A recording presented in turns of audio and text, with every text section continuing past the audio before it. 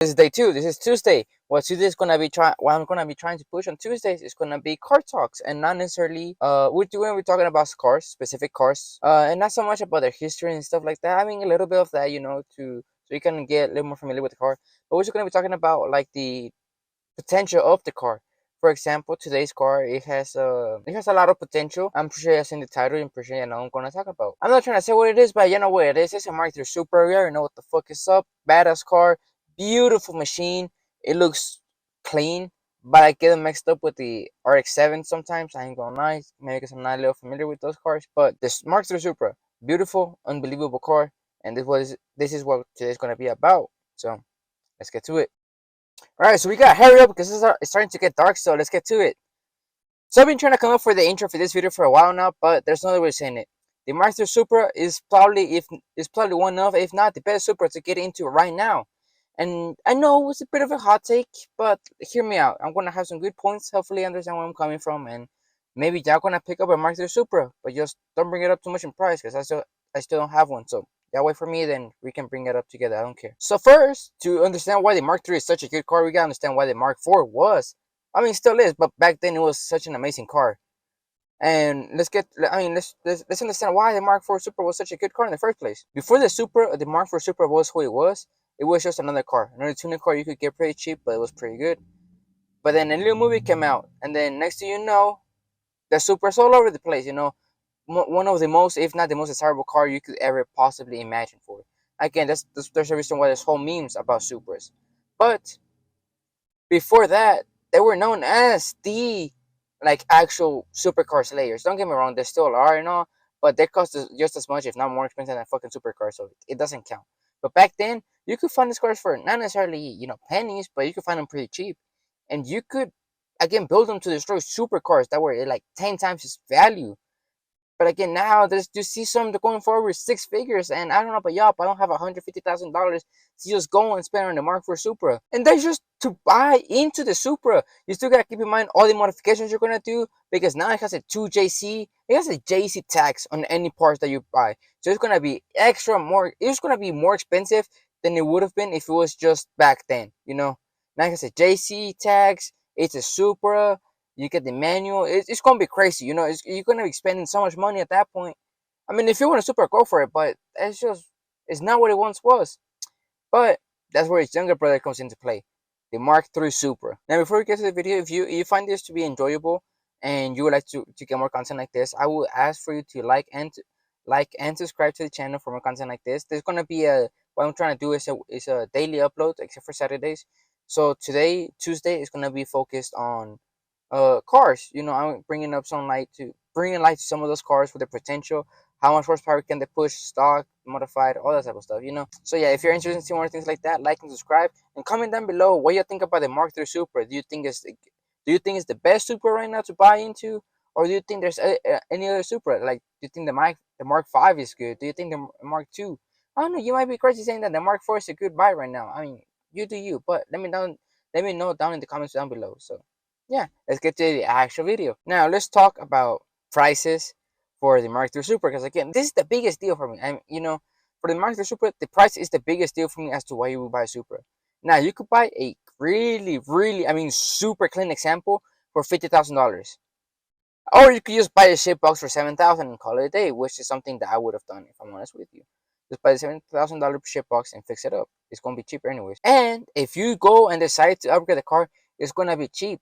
And we're gonna talk about why it's gonna be cheap later on in the video, because it's something I don't want to get into quite yet, because it's a buzzkill. It's a buzzkill, but I'll let you know in a minute. Okay, the amount of money you're gonna have to spend to modify a car is gonna be so much fucking cheaper compared to the Mark IV Supra.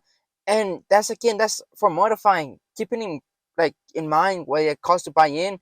The Mark IV Supra, you're spending as much money as it costs to buy a house. And sure, the Mark V, the newer one, it's not that expensive either, but it's still a higher entry point for compared to a Mark III Supra.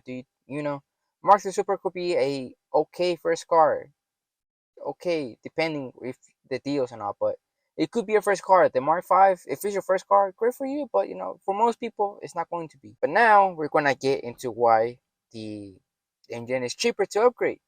So yeah, hopefully I don't kill me for this one. But I was trying to push this information back as far as I could. But there's no way of saying it. The Mark III Supra that we got in the States does not have a JC engine. Ooh, I know, but hear me out, okay? Hear me out. I swear they did, but it turns out it was only the Japanese one. So if you can find a Japanese Mark III Supra for pretty cheap, I say go for it. You're gonna get a JC engine. But if you're like most of us in the States, you don't have access to that. But you do have access to something else. It's the 7M engine. Now you might, if you're not familiar with supers, you might not be quite familiar as to what the fuck even is that. But basically, it's a 3 liter inline six, so it's kind of close enough to a JC. It's not going to be exactly it because of technology, but it's going to be a pretty good starting point if you want to get into cars. You want to know how much, for example, how much cheaper this engine is? A 7M GTE, which is like the good one, remanufactured basically with 0 miles, cost around $4,000 before shipping and tax. But a 2JC engine, 2JC GTE with undisclosed miles, which probably means over 100,000, if not even maybe 200,000, goes for $7,000. Which, yeah, you might be like, well, that's not that much money difference, but you gotta keep in mind you could either, it's a whole lot of money you're paying for an engine. It's over $3,000 in difference. $3,000 in car mods, you're gonna be fucking flying. You know what I mean? And again, for $7,000 to buy just one JC engine, you could just buy a Mark III Supra and have a car, transmission, and engine for the same price. Sure, it might not be the best, but you get what I'm trying to say. And again, if you want to upgrade, you're gonna get shafted if you want to upgrade it to JC or any JC engine by that fact, because everything is so expensive because it has JC at the beginning of it. Now a 7M GTE, kind of no one really. I mean, a lot of people know it. If you're actually a tuner, if you're into cars, you might know about it, but not a lot of people know that much. It doesn't have that tax as much as a 2JC. There's a little bit of a tax because that people find out it's that good of an engine, and we'll talk about that in a minute, but it has a bit of a tax, but it's nowhere close to a 2JC. But, enough about the money. Let's talk about the performance you can expect to get out of the car. The stock performance, the stock numbers on the car are going to be listed right there. But that's not what we're talking about today. Because, again, if you're buying a Mercedes Supra, I'm pretty sure you're not going to buy it just to buy it. You're going to do some type of things to it. So I found out that the stock motor can handle 450 horsepower without having to open it. You can push it to about 550, but you have to do some work on the you have to open up the heads and change the gaskets because the gaskets are the weak point on this car, so you might have to do that anyway. So if you're buying another car, you're gonna have to do that anyways. So you're gonna open up the heads, you're gonna do a little bit of machining work that has to be done there so that the gasket can sit flat. But after you do that, you're gonna push the car up to 550 horsepower. That's a lot of horsepower, dude. That's pushing new C8 Corvette horsepower. You know what I mean? It's a crazy amount of horsepower to be pushing in a car from the 80s. That's insane. And again, let's be honest. Nowadays, that might not be as impressive. But again, this numbers, the 550 horsepower, what I'm talking about is with minimal money spent and minimal labor. And if you wanted to, I'm not saying you should, but if you wanted to, you could push this car over 800 plus wheel horsepower, and you're still gonna be below the price of a brand new Mark V Supra. And as an added bonus, you won't get shit on because you have a BMW. So there's that too. So in terms of horsepower potential for it, I mean, bang for your buck, the Mark III Supra beats both of them straight up. But there's one thing that might be considered to be a drawback: the styling. And I know some people might be turned off by the styling of the Mark II Supra, and it's understandable. It's an 80s car. Now everyone's gonna be in love with those type of cars, but me personally, since my first car was an 80s car, I love it. I think it's a beautiful car. It looks amazing. I think it looks unbeatable. Again, sometimes I get it messed up with the RX-7, but I like both of the cars. I don't think that's a bad thing. I mean, it's a bad thing because I get distracted, but I love both of them. You know what I mean? And again, the car looks 80s. Whatever way you look at it, you look at the front, it looks 80s. You look at the back, it's 80s. You look on the inside, it's just 80s. But again, if you don't really care about that, you have a big car to upgrade. And if you like that type of stuff, you're gonna love this car. It's an amazing car. I've seen people build it, and it looks beautiful. It looks amazing. How crazy good this car can be. Again, you have to do it right. To each their own taste. But for me, the ones I have seen, clean, like just paint job and wheels, they look beautiful. It's unbelievable how good these cars look stock. Now, if you go and modify them after, and if you put some like aftermarket parts, bumpers, fenders, whatever you want to do to it, you can make this car look just as good as any modern car, if not better. Okay, better. And since it's technically a classic car, there's also something you can do to it, so you don't have to do inspection every year. It's actually once every 5 years. And since the classic car, you can go and do that. And again, you might be like, well, why do I care about that? Well, because especially like in California, you don't have to do smog tests except once every 5 years, and that's a big deal because you can do whatever the fuck you want to do to your car until you have to, do inspection. Then you have to put everything back. But you know what I'm trying to say. It's a really good deal because you don't again, you save money on your tax. You don't have to take it to let someone else drive it that much. You know what I mean? Once every 5 years, that's a very long time. You might even forget that you have it, you know what I mean? And since it's over 25 years, it's kind of also, from my understanding, it's also exempt from exhaust law, so you can do whatever the fuck you want to do to it. You want to straight pipe it from here to infinity? Go for it. You want to bust a soak with your fucking Martha Supra? Go for it, Do whatever makes you happy. With this car, since it's at a perfect age where the laws kind of don't really apply to it, at least the normal ones for like emission and stuff like that, they don't really apply to it, but it also has a good enough engine to where you can actually tune it and have fun.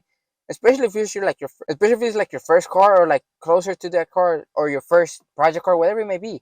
You have a lot to learn from this. You have enough to work your fuel injection, get to tuning a little bit, but you also have a good enough engine you can learn to build. You have a good enough body to work on.